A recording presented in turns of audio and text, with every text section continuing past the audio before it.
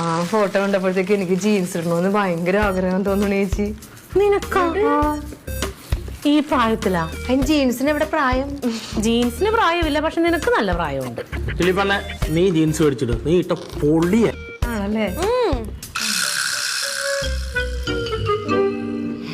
അത് കാരണം ഞാൻ ഓൺലൈനിൽ നിന്ന് ഒരു ജീൻസ് ഓർഡർ ചെയ്തു.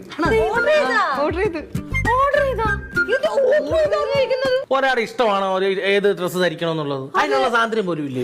ഇവിടെ അവളുടെ ഭർത്താവിന്റെ അടുത്ത് ചോദിക്കണ്ടേ? പ്രത്യേകിച്ച് അവന്റെ സ്വഭാവം നിനക്കറിയാലോ. ഒരു കുഴപ്പമില്ല. അവസാനം തല്ലും പിടിച്ച് അടിയും പിടിയായിട്ട് ഞാൻ എന്റെ വീട്ടിൽ പോവാന്ന് പറഞ്ഞ് കെട്ടും കിടക്കെടുത്ത് ഇങ്ങോട്ട് വരരുത്. ഓ ചേച്ചിക്ക് അപ്പൊ ഞാൻ വഴക്കിട്ട് ഇങ്ങോട്ട് വരുന്നതാ പ്രശ്നം, അല്ലാതെ ഞാൻ ജീൻസ് ഇടുന്നതുകൊണ്ട് അസൂയ കൊണ്ടല്ല. എന്റെ തങ്ങൻ ചേട്ടത്തേക്ക് അസൂയ എന്ന് പറഞ്ഞൊരു കാര്യമേ ഇല്ല. അതെ, നീ അതിപ്പോ എന്നെ കളിയാക്കി പറഞ്ഞോ? ഉറപ്പാണല്ലോ. സത്യം. ഒരു തമാശ നമുക്ക് പൊര നിറഞ്ഞ് വളർന്നു വന്നിട്ടുണ്ട് നമ്മുടെ മോള്. അതിന് ഏതെങ്കിലും വേദിയിലോട്ട് കെട്ടിച്ചു വിടണ്ടേ?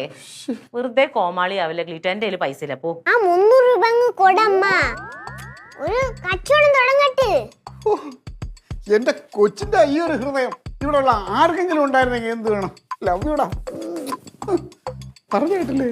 നിങ്ങൾക്ക് പോയി ചോദിച്ചൂടെ അപ്പുറത്തുനിന്നപ്പോ?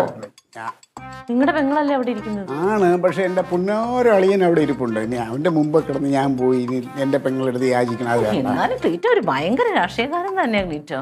300 രൂപ പോലും പോക്കറ്റിൽ ഇല്ലാന്ന് പറയുമ്പോഴേ.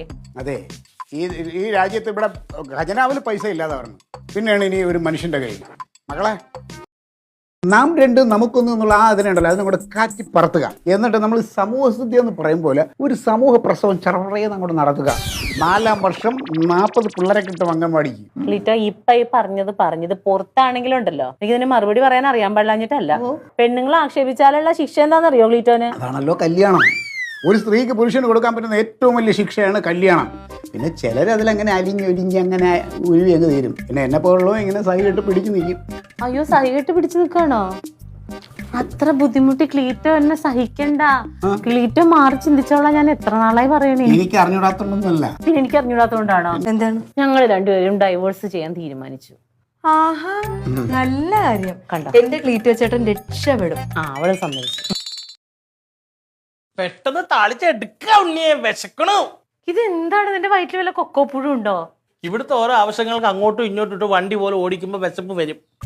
അല്ല, ഒന്ന് നിർത്തിക്കേ. ഇവിടത്തെ ഇന്ന് എന്താവശ്യത്തിനാ നീ പോയത്? ഞാൻ നിന്നെ ഒരു കാര്യത്തിനും വിട്ടില്ലല്ലോ. ചുമ്മാ അമ്പലക്കാളനെ പോലെ അങ്ങോട്ടും ഇങ്ങോട്ടും നടക്കണത് എന്റെ കുറ്റമല്ല. അമ്പലക്കാളെ ആ കേക്കണം. മേളിന്ന് ഒരാൾ പറഞ്ഞു എന്തോ പൂച്ച, ഒമ്മൻ പൂച്ച എന്ന് പറഞ്ഞു. ഇവിടെ കാളയെന്ന് പറയുന്നു. അത് അമ്മമ്മയാ. അമ്മ പൂച്ച കള്ളപ്പൂച്ച നടക്കണ. കണക്കായി പോയി. അവിടെ വേറെ എന്തെല്ലാം കാര്യം പറഞ്ഞിട്ട് ഇത് മാത്രം നിന്റെ ചെവി കേട്ടുള്ളൂ. അതാണ് പിള്ള മനസ്സിൽ കള്ളമില്ല എന്ന് പറയുന്നത് കേട്ടാ. ക്ലീറ്റ മച്ചമ്പിയുടെ പിള്ളയില്ലേ? എന്താന്ന്? ക്ലീറ്റ മച്ചമ്പിയുടെ ക്ലീറ്റോ മച്ചമ്പിക്ക് എന്തോ ഒരു കുഴപ്പം? ഒരു കുഴപ്പമില്ല, ഉണ്ടെങ്കിലും ഇച്ചിരി കൂടുതലേ ഉള്ളു. എല്ലാം ബുദ്ധി ഒരു കുഴപ്പമില്ല കേട്ടോ. ക്ലീറ്റോ മച്ചമ്പി നല്ല ക്ലീൻ ആയിട്ടുള്ള ആളാണ്. ക്ലീൻ